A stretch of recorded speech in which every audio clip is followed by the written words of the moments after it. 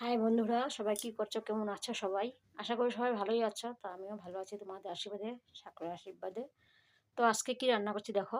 আজকে রান্না করছি দেখো, এই যে কড়াইতে তেল দিয়ে রেখেছি।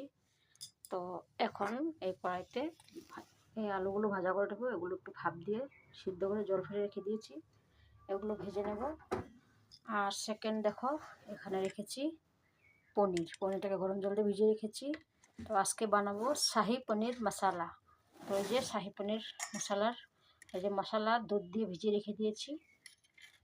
আর এখানে রেখেছি দেখো, টমেটো কেটে রেখেছি। টমেটোটা গ্রেট করে দিয়ে দেবো, পেস্ট করে দেবো, গ্রেট করে দেবো না। আর এখানে রেখেছি দেখো, এই শাহি পনির মশলাতে এই মশলাগুলি লাগে। একটু রসুন লাগে, বেশি না, অল্প রসুন। বেশি দিলে বেশি গন্ধ হয়ে যাবে।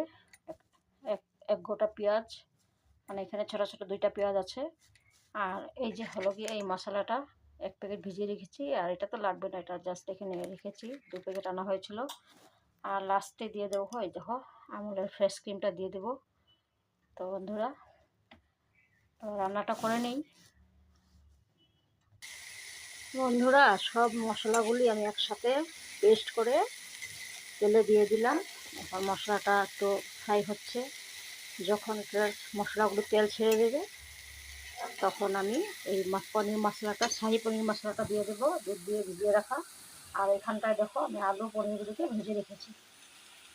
এই দেখো বন্ধুরা, আমার মশলাটা তেল ছেড়ে দিয়েছে। পেঁয়াজ রসুন বাটাতে দিয়েছিলাম, দেখো তেল ছেড়ে দিয়েছে, বুঝেছো? তো এখন দিয়ে দেবো ওই যে আমি ভিজিয়ে রাখা এই শাহি পনির মশলাটা এখন দিয়ে দিচ্ছি দেখো।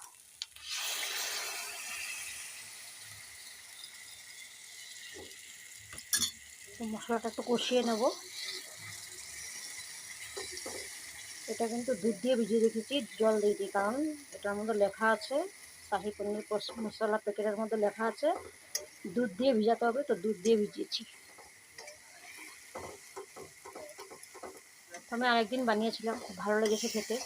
তো তার জন্য আজকেও বানালাম। ছেলে বলছে আজকেও বানাও, কারণ ভালো লাগবে তো বলবেই। তো মশলাটা কষানো হয়ে যাক, তারপরে লাস্টের ফিনিশিংটা তোমাদেরকে দেখাবো। তো দেখো বন্ধুরা, আমার শাহি পনির মশলাটা কষানো হয়ে গেছে। তো এখন দিয়ে দেবো এই যে পনির, আলু ভেজে রেখেছি। অ্যাকচুয়ালি এটার মধ্যে আলু দেয় না, তো পনির 1 প্যাকেট, তার জন্য কম হয়ে যাবে।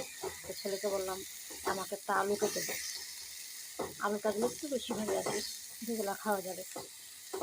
তো তার জন্য আলুটা দেওয়া হয়েছে, কিন্তু এগুলোর মধ্যে আলু দেয় না। তো বন্ধুরা, তোমরা দেখতে থাকো, আমি কমপ্লিট করতে থাকি।